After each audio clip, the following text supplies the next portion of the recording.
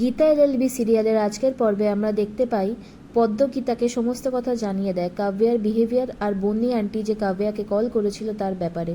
পদ্ম গীতাকে অনেক মোটিভেট করে যাতে সে এই কেস সলভ করতে পারে। অন্যদিকে অঙ্কিতের ব্যবহারও মেহেকের কাছে সন্দেহজনক লাগে। অঙ্কিতকে দেখে মনে হয় সে যেন খুব টেন্সড আছে আর কিছু একটা লুকোতে চাইছে।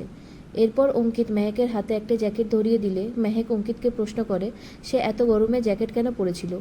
অঙ্কিত কথায় কথায় ডিস্কো শব্দটা বলে বসে। তখন মেহেকের মনে আরও সন্দেহ হয়।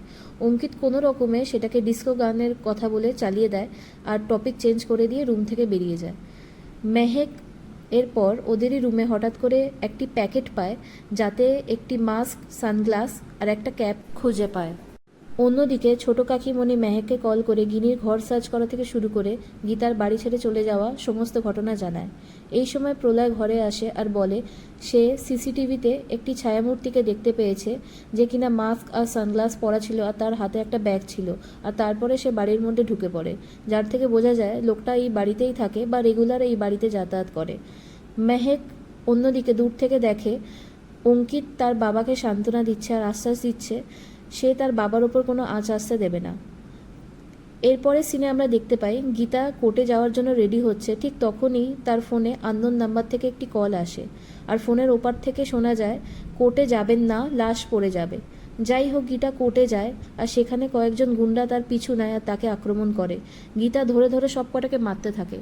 তাদেরই মধ্যে একজনকে গীতা জিজ্ঞেস করে কে তোকে পাঠিয়েছে আমাকে মারার জন্য। লোকটা উত্তরে বলে গিনি মুখার্জি। গীতা বিশ্বাস করে না আর পঙ্কজকে কল করে বলে গুন্ডাটাকে অ্যারেস্ট করতে। ওদিকে কোর্টে গীতা মুখোমুখি হয় অগ্নিজিৎ আর গিনির সাথে। অগ্নিজিৎ আগে থেকে গিনির জন্য অ্যান্টিসিপেটরি বেল করিয়ে রেখেছিল। গীতা কথায় কথায় অগ্নিজিৎকে মনে করিয়ে দেয় কিভাবে সে নিজের প্রাণের ঝুঁকি নিয়ে অগ্নিজিৎকে বাঁচিয়েছিল। অগ্নিজিৎ সেই কৃতজ্ঞতা স্বীকার করে না আর 1,00,000 টাকা গীতার হাতে ধরিয়ে দেয়। গীতা বলে এই টাকা সে বস্তির উন্নয়নে কাজে লাগাবে। যাই হোক, অগ্নিজিৎ আর গীতা নিজেদের জেদে অটল হয়ে থাকে।